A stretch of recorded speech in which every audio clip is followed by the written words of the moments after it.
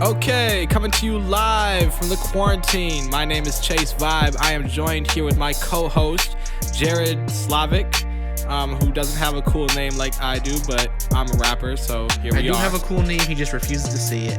It's King James Anton. I refuse to say that for a reason. You can follow him on social media like that, and that is the end of the show. Congratulations. No, actually, we are two white guys who are bored, as most podcasts start. This is the new Let's Start a Band. So here we are with an unnamed podcast going to talk to you about random subjects because we are stuck in quarantine and we might as well make some use of it. So let's talk about it. We're in a fucking pandemic, Jared. We are indeed. Things are getting shut down left and right. Yeah. They shut down Honey. They shut down Can Wonderland, two places I've performed at. They've shut down Punch Bowl Social and permanently laid off all of their staff there. So yeah, shit is crazy. But don't worry, my job is still open. Oh yeah. Extremely open, actually. I really love that, you go to work and you're around people while we're in a pandemic, and then you come here and you're around me. People who are notorious at my job for not washing their hands. It's very commonplace there. Gotta love blue collar work. It's great. It's a great time. Unionize your job, Jared. Unionize your job so that people can get some fucking hygiene. Why don't I just quit? I mean, you could do that. I'm just going to be a podcaster and bartender full time. Why not? Yeah, come down here with me and enjoying the struggles of not making any fucking money. No, bartenders make a lot of money. Why do you think I'm doing it? I mean, the bars are closed right now. Yeah, right now. That's why I'm going to quit when the pandemic's over. Man, did you hear about GameStop? Oh, you mean the place that wants to give you 25 cents for games? That place? Yeah, that place. That place has told their employees that they're staying open, and they're instructing them to tell the law enforcement people who come into their places who are trying to shut them down to tell them that they're an essential place, that they're an essential employer in this time. Well, the things you need to live in this life are water, food, and video games. It makes sense. Video games are fucking digital at this point. So, it's a fair point.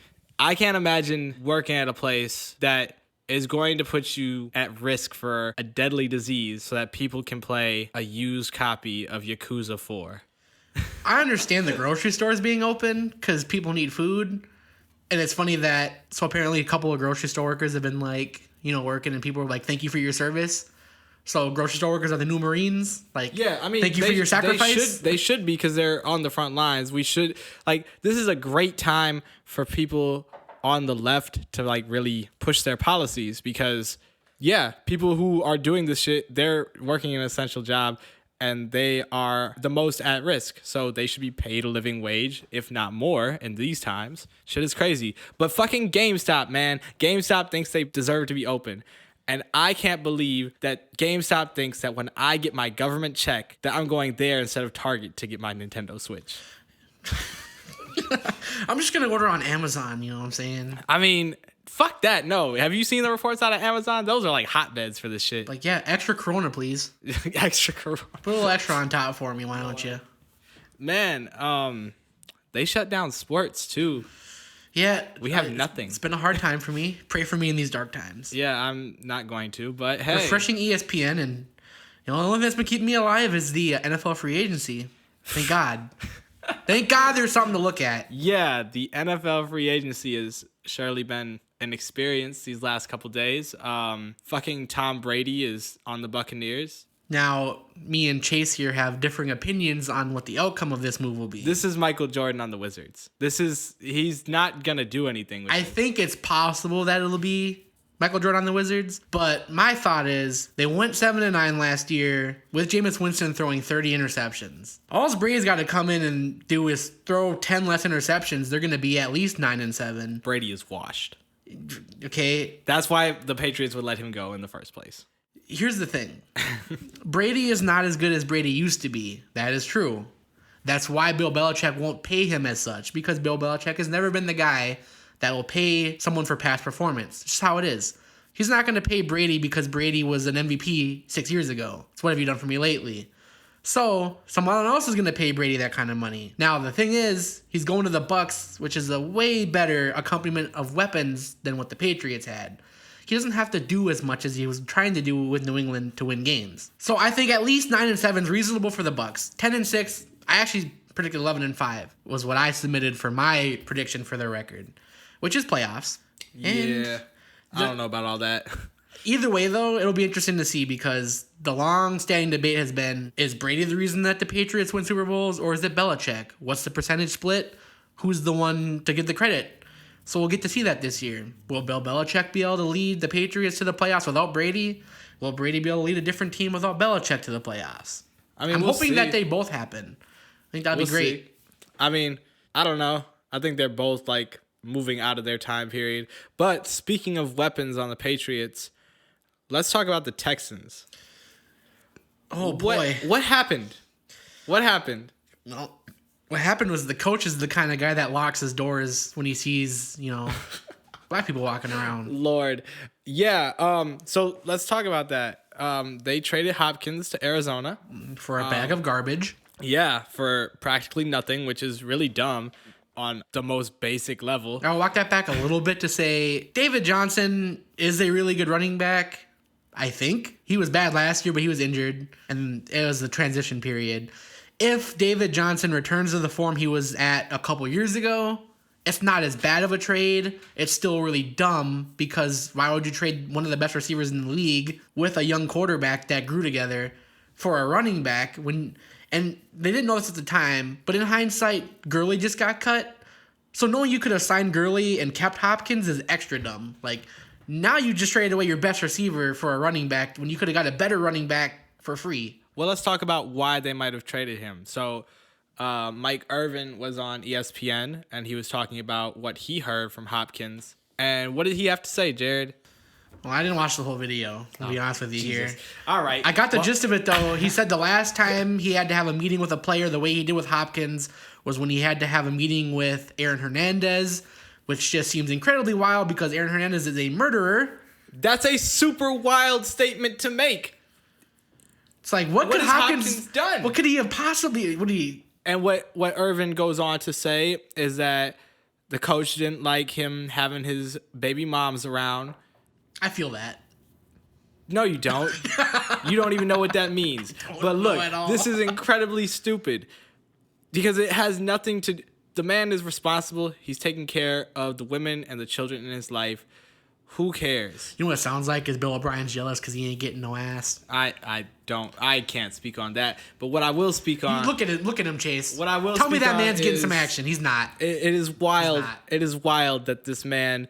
If this is what it is, if this is the reason, it is wild to think about that you would trade a star talent for nothing because you have a disagreement with the way he runs his personal life. And this comes back to the issue of why is Bill O'Brien still there? Why has he not been fired like 2 years ago? Oh, it'll happen this year. Years of mediocrity in a weak division keeps your job, apparently. Another thing to the story is Hopkins said him and O'Brien are good. Yeah, he said that they get along just fine. So, but Irvin said that Hopkins is the one that told him the story. Yeah, you never know. All this time, like we've seen this in the past. We've seen this with Kendrick Perkins and KD, right? Well, they got into it, but I mean... Yeah, we've seen it, like, talking to sports media, athletes. Maybe they feel more comfortable behind the scenes, and they don't like their business being put out there. Maybe sports media just likes to create these situations. I couldn't tell you one way or another. But I will say, Mike Irvin has not left the fucking news cycle, because this man tweeted out earlier about how he feels that Corona shouldn't be advertising during this time period. The beer or the virus? The beer. Which one's worse? Would it be worse if he's talking about the beer or the virus? You know what? I could stomach the beer. I don't know about the virus. He's like, don't advertise the virus. No one should know. It was a wild statement. He was like, why are you advertising Corona with lime when Corona is taking lives? And it's like, that is... What kind of world are we living in where you think that terrible statement from a public figure makes sense? CTE's a wild thing. Ah, man. Man's is wildin'. Yeah. You mentioned, though, Todd Gurley. Yeah, got cut. Crazy. Which is weird. Super wild. It's like, the shelf life for running backs has always been really short, which is why it was weird that they gave Gurley that much money. He's a great player and all, but a player that already had injury history, gave him the bank, and now you're cutting him. So. Yeah. I mean, some team is about to luck up very well because it's I not think like he's got plenty Gurley's left no in the slouch. tank, actually. I think he'll be fine. Oh yeah, he'll be fine for sure. So the news is his two teams he prefers is Miami and Atlanta. Miami doesn't make any sense because they just signed Jordan Howard, so I don't know. They could definitely do multiple running backs there. Atlanta makes a lot of sense because they just cut Devontae Freeman, so they could definitely use a running back. That would be where I would guess he would go. Melvin Gordon's still a free agent. He should be a bigger prize than Gurley, actually, because he's healthier. So we'll see where he's going to go. Maybe to the Bucks. Bucks could use a running back. It would be an interesting fit. Yeah. Might as well load up. You gave Brady the money. You might as well load up, get all the players you can around him.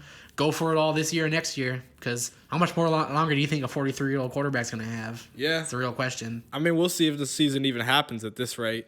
Well, I think it'll be fine because they were talking about July and August. Yeah. Like, the NFL doesn't start till August. Yeah. I think the thing that'll be interesting to watch is if this lasts a long time, how rusty the season starts out for the players because they're not getting any OTAs in, no training camp, no practice if the virus is still going. So that'll be the key. Same thing with the NBA. Like, the NBA might come back and start the playoffs in, like, July. They're not doing that. It's on the table still for now. I don't think they're going to do that. It doesn't make sense because then players don't have as much time to rest. And also, like, you're skipping the end of the season to launch into the playoffs. We can't do that. It wouldn't be the first time that they've done, like, a shortened season and crammed it in because of the strike. Yeah. The weird thing will be they can't just start right into the playoffs. They'll have to do, like, a couple of games or some exhibitions or something to get guys back in the shape. It also changes the entire dynamic. If KD and Kyrie are both healthy, like, it changes what the playoffs would look like as opposed to what they were supposed to look like. LeBron was supposed to earn his chip this year, his fourth. I wouldn't be surprised if they come back. Coronavirus robbed us. I wouldn't be surprised if they come back with the playoffs this year. I wouldn't be surprised if they just cut it. I think it's up in the air. I think we'll get a lot of clarity in the next month here. We'll see what's going on. Yeah. There'll be a more understanding of what's happening. So we're getting close to movie theaters finally dying. So that's a good upside to the coronavirus. Well, I don't know about that. I enjoy going to the movies. Here's the thing, though. It's fine. This has been happening for a while. Like, movies have been kind of moving to that, like, other venues because streaming and things are becoming more powerful and more just seems popular. archaic to, like, pay so much money to go see a movie. There's certain movies, though, that I think will always be in theaters, and it'll be the really big ones. Like Marvel movies, things like the Fast and the Furious franchise, like these really big, like cultural events Speaking of both, and big action movies. They just delayed them. Like, they delayed the new Fast and Furious next year, delayed Black Widow till I don't know when. But And that's why, because they want to keep those kind of movies in theaters. So they don't want to give those a release that's not theatrical. And it makes sense because, you want to be in the theater full of people and you want to see the big screen and the big sound system to get the full experience of those movies. So that makes sense. But on the other side of things, the movies that they're not going to delay or wait for them to be back in theaters are kind of the movies that I'm a little more interested in. Something like The Invisible Man. Actually, that's about it when I'm looking at this list. But, they had Bloodshot. They had Birds of Prey. For some reason, Disney decided to give us Rise of Skywalker early. I don't think anyone was really asking for that. But, hey, I guess. So this gives you the question. They're talking about doing some movies where you'll basically pay like $20 or so to just get the movie without even having a theatrical release. Now, I think that the movies they're doing that price tag for are... that's that. But there are other movies that are going to be like more. Like a more popular movie, if they ever did that, would be like more like $50 maybe. Yeah. I kind of like it at the $20 mark right now. Not that I would pay for that for myself personally, but if we weren't all like social distancing and quarantined, I'd have a couple of people over and watch a movie like for $20. What's the most you would pay for like a really good movie you're looking forward to? Oh, if you're asking me, I'd probably pay nothing. Right. You're like, no, I'll just pirate it. It's fine. Yeah, exactly. It's not pirate. I think like streaming. $50 if it's like the right kind of movie. If it's like really good, and I got enough people that want to watch it, I would do it. Yeah. I mean, I spent more than that on boxing and UFC. So no, absolutely. But we make those events. Like. That's what I mean, though. Like, if it was a movie that was popular enough, like I had like 10 friends that wanted to come watch this movie, I'd set up the living room, and have 10 people come over, and then we'll just do that. It's fine. Yeah. But like I said, there are certain movies that I want to watch in theaters. Like, Endgame would not have been the same at home. I agree Endgame's a with that. movie you have to watch in a theater with a crowded, Yeah, venue. no, like having that reaction. Plus the screen and the sound system, you really get in there. Like those are the kind of movies you have to watch. A movie like The Photograph I just watched recently, like you could have watched that at home. That's a movie you can watch at home. It's fine. Oh, absolutely. No, they're definitely event movies. They're definitely like Marvel. Whenever Jordan Peele releases something, that's a must see in theaters. Just not just because of the movie, it's because of the audience. Like the audience reactions are perfect to see like that tension build up. But I mean, most movies aren't like really invested blockbusters or interesting enough. Like I'd be okay with just seeing them in the comfort of my own home. Sometimes, preferably. But hey, I mean, with Netflix at our fingers, I feel like it's changed everything. Yeah, I mean, like everything's becoming like bigger. So Disney's got their streaming service now. Netflix is in there. Amazon Prime's actually got like a decent library. Do they?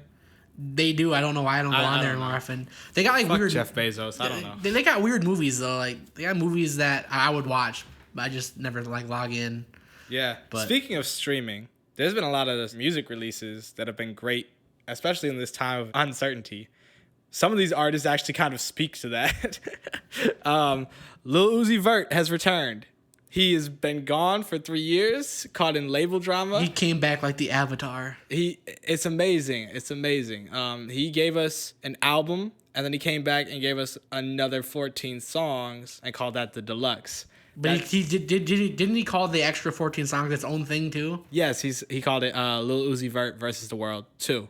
And I gotta say, man, like as much as I hated seeing him go through that, I'm glad we got to this point because the wait was worth it. And it seems like he was rewarded by the anticipation because his fan base really loved it. He sold 300K first week. That puts you up there with artists like, Kendrick and Cole. Drake is his own category, but like being able to be in those conversations, that says a lot about like Uzi as an artist and what his music's reach and impact is.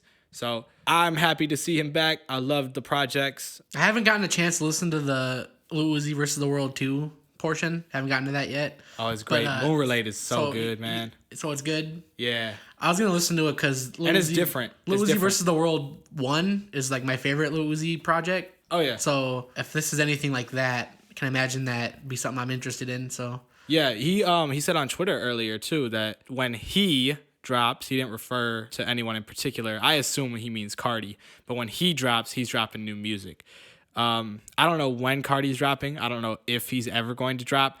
But if that means more Uzi music also, hey, man, I'm here for it. So also in the music world, I have my recommendation, and surprisingly, it's the Jay Electronica album that finally came. Yeah, we are clearly in the end times when Jay Electronica is finally delivering us an album. And it is really good. It is. I recommend. The thing that kind of strikes me as a little odd is not necessarily Jay Electronica that makes me care about this album. It is the unlisted feature he has on 8 of the 9 songs where he's rapping.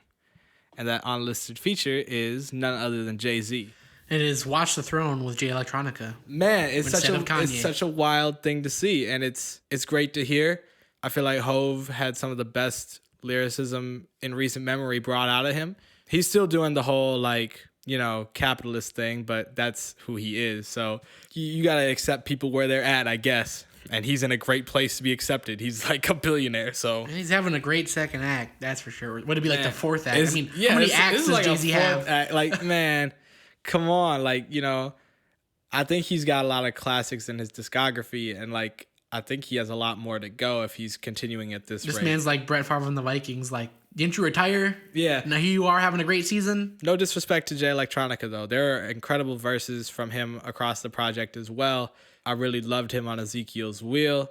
Great song. I don't think he necessarily met the hype that 11 years of anticipation could build up to. And I don't think this is the project that would have done that, considering Jay-Z is featured on almost every song. But I think he really established himself as he's set out to be. Let me ask you this. What was the first introduction to Jay Electronica you had? Probably Exhibit C. He, for me, it came around the time he got signed around the same time as J. Cole. And Cole really spoke to me as an artist because he's very introspective. He makes you feel things. Like, I think a lot of people like look at Cole's music and like, you know, he would get washed in the 90s. And it's like, I don't know about that for one. But two, like, his appeal doesn't really lie in his lyricism. It lies in his emotion and how he gets to make you Well, that's feel. just how old heads talk, though. Same thing with basketball. They think, oh, in the 90s, it was different. You'd get washed in the 90s. It was way different back then. Like, all right, shut up, old man. I'm trying not to be like that when I listen to new artists. Because, like, my favorite rapper is Wayne. And it's like, I do think he raps better than the majority of this new generation. But I'm like, they rap different. Let me chill. And it's still good music. Like, Exactly. That's what people refuse to think, like, oh, this is different than what I'm accustomed to, so therefore it's bad. Yeah, that's not no. necessarily the case. You should just really, like, be more open to things. There's a lot of different kinds of music you can listen to, and that's what people don't understand. I was just reading a book about A Tribe Called Quest and like how they really were like the architects of a certain sound and were able to like bring hip hop forward. And coming into their last album, the one that they released in 2016, like you notice a lack of like malice towards the newer generation. And I think that's because they were like people who were innovators. And so when they see other people being innovators, they respect that. And I think that's how we should like approach music. Things aren't going to be the same forever. Things are going to constantly change, and that's okay. So like, Yeah, that's like a weird thing to me. It's like, it's often celebrated in other art forms like TV and movies. Like when things are different and inventive and growth happens, people celebrate it. But for some reason, it seems like a lot in music that the gatekeepers really don't allow that. They don't like that. It's like, how many times do you see someone saying like, oh, this is trash? And their only reason for saying it's trash is that it's not what they thought was good before.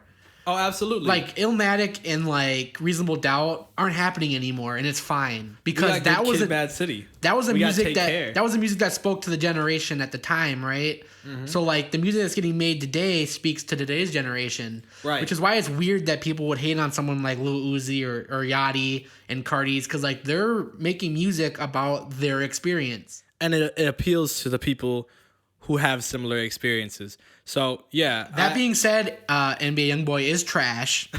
I refuse to accept that. We just lost YouTube, PS4, Twitter. We just lost that whole and audience. all those followers. Thank you. You know what? I don't care. Look, I want to make it clear that Jared is a white man. Do not take his opinions on hip hop seriously. But take mine, who's also a white man, says Chase. I didn't say that either. Look, don't take this with any type of authority. No, Chase is just backtracking because all of his students are YoungBoy fans and he doesn't want them to hate him. Relax, sir. So he's trying to distance himself. It's fine. Anyways, speaking of that, so YNW Melly has a song called Suicidal. And I've had to tell students not to sing this song because the topic is about suicide. It's like, I don't want that in their minds. You know, like, I'm not here to police, you know, your enjoyment, but you should also be aware of what you're taking in. That said, the remix with Juice WRLD came out recently.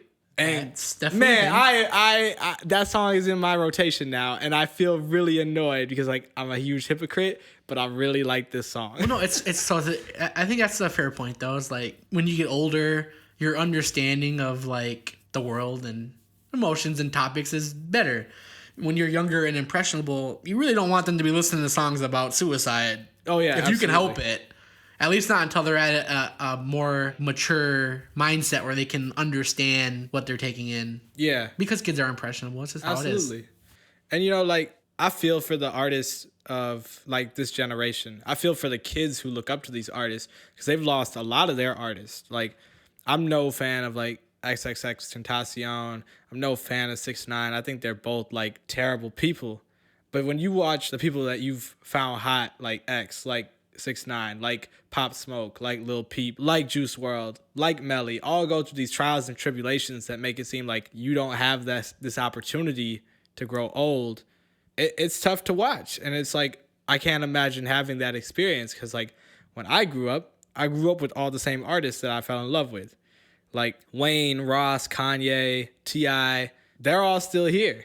We didn't lose a lot of our artists. I wonder about that for the future generations because this is also the generations that grew up like witnessing police violence all day, every day on TV. And now we have a pandemic and every artist they love ends up in a situation where they don't necessarily make it to the end. And it's just crazy like to think about like what that impresses on the mind as you grow up. Yeah, I mean, it's been like a hard thing because, social media is so crazy now and the internet's so ingrained into our life that these things are like so readily available to be seen and consumed every day. And I think that's playing a part in this, where it's like, for all we know, maybe people in the 90s had these same kind of problems, but they weren't as exposed to it. They didn't have to see it every day and have it weigh on their minds. It's like that ignorance is bliss kind of thing, where like now that we're so informed and so connected that the more you know, it's like a curse. You know all these things and now you're suffering because of it. No, yeah, absolutely. And it's like, when you think about the 90s, yeah, clearly there were terrible things that happened, and like there were responses to that. There were like riots and like Watts and everything. There was Rodney King. There were people who died. There were people who died who didn't get to make it to national news. But like, we live in a very hyper connected time, and we see this happen on repeat all the time. So it's like, I feel for that generation, and I wish my generation had been more successful, but such is life. We just got to keep pushing forward. I think Mac Miller has kind of helped me with that in terms of like pushing forward in the face of like uncertainty. We lost him. I feel like he was from our generation, so it's a little different than what these kids have kind of experienced, but it hurts all the same. Yeah, he's only a year older than I was. Yeah, for him to release Circles after, and for that to be a project that he was working on intentionally, and for Circles to feel like closure in a sense, that speaks a lot, and that speaks a lot to what we might be going through as a generation ourselves. And I bring it up because it's topical. Like, he also just released the deluxe. So there's 2 new songs. I've yet to hear them, but I know you were a big Mac Miller fan. I mean, that's always been one of my favorite things about Mac Miller, is that he's always been the kind of person that's like really introspective, thinking about life and his next move. And he's always been really intentional in his endeavors, It's like all of his music, from like watching Moves with the Sound Off up till Circles, you could see like the focus and the growth that was happening. You could see the end point he was trying to reach. Yeah. And that's one of the reasons I love Circles so much, is because to me it feels like Circles is the finality of that. Like, that was the mountain he was trying to climb musically. He was always the kind of person that was trying to like experiment and learn new things. And you get a little bit of that if you listen to the interview with what was the name of the producer he worked with? John Bryan. Yeah. Like, he talks about that, where like he taught Mac Miller things, and he's like, I would give him an instrument or like a thing, Mac would be like messing with it and be like, oh, you should just do it because you're better than I am. And then John would be like, no, I'm gonna let you go. You just work with that for a while because you have that in you to figure that out. You can see that in the music, that in the end of it, the growth he had, he learned all these things and put it into practice. And you could see that along the growth of his discography. Absolutely. And I think that's something we should all like really strive for, is to find growth in our lives and continue to become the best version of ourselves. And I think in a time where we're kind of forced to like really be introspective because we're all isolated, that's something that we should really work towards, is to see who we are as people and grow in that sense. I thought this podcast would be a lot funnier. Yeah, we got real serious here. What the fuck happened? Let's take a sharp left turn into comedy here.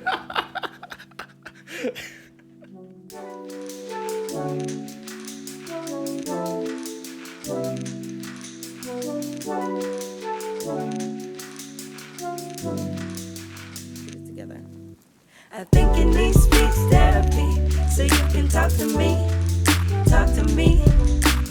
You should get speech therapy before you talk to me. Back then I had speech therapy, so I could talk to you.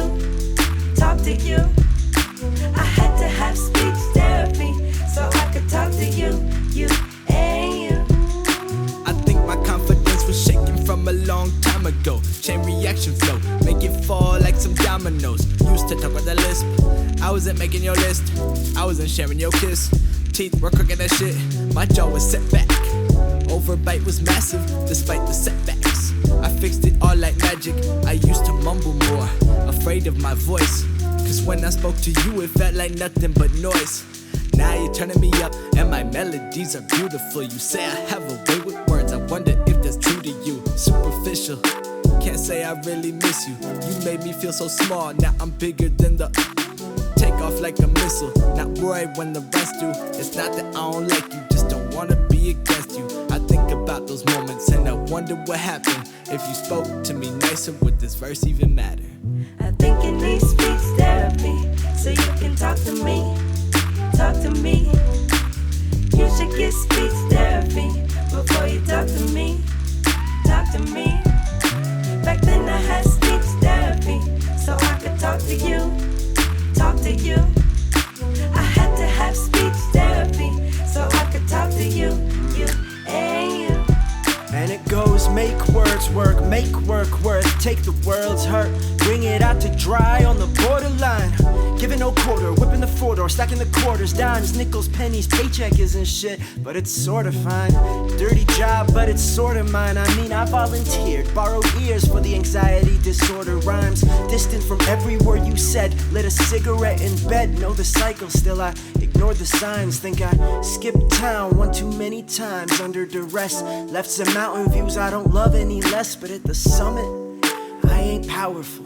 Never grounded enough to say I was so fucking proud of you. Tongue-tied at the peak, tried to speak, you can't hear me. Reach, I beseech, but I see you getting weary. Reach, then release, let you land nowhere near me. Near me. I think I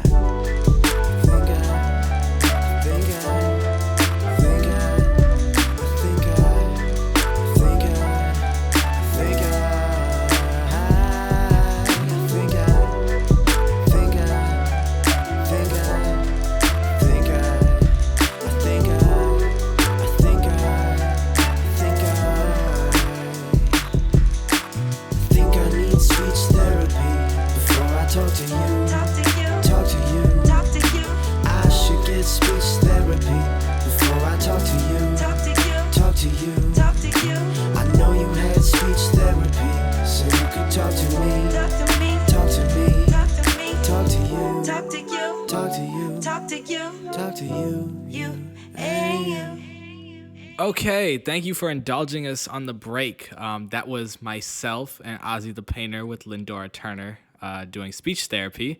We are now back, and we're going to close out the show with a few recommendations for you, since you'll be home isolating most likely. So, Jared, what are your recommendations for the people? The movie I suggest is actually The Outsider on Netflix. Okay. I watched that, I don't know when it came out, like in 2018. I have no idea. But it's really good. It's Jared Leto. He joins the Yakuza or some shit.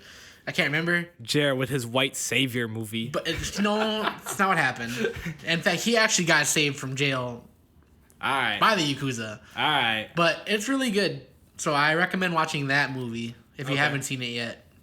All right. TV show, Mindhunter. Been banging the drum for that show for a long time. You know, I've gotten into a few of the episodes. I kind of trailed off, but I do remember enjoying it a great deal. It's a super wild show. It's really dark. So keep that in mind. It's about serial killers and shit. So yeah.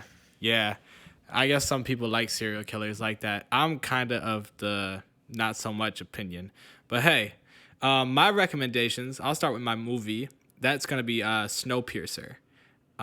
So, you know, if you're a fan of Parasite, or if you've seen Okja, or if somehow you've missed Snowpiercer, it stars Chris Evans.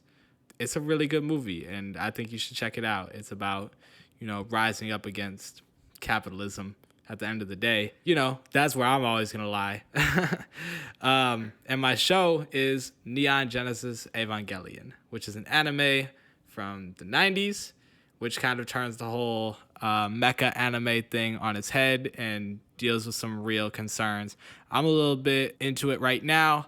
I'm trying to finish it, but it's definitely something I recommend as of where I'm at. So with that said, I think we're going to close the show for now. We'll be back at, well, like everything in this quarantine, an indefinite amount of time. We might do another one by the end of this weekend because we're going to be in here for a long time. Yeah, who knows? And just get really fucking bored. So the next one we do will be a lot funnier. Yeah.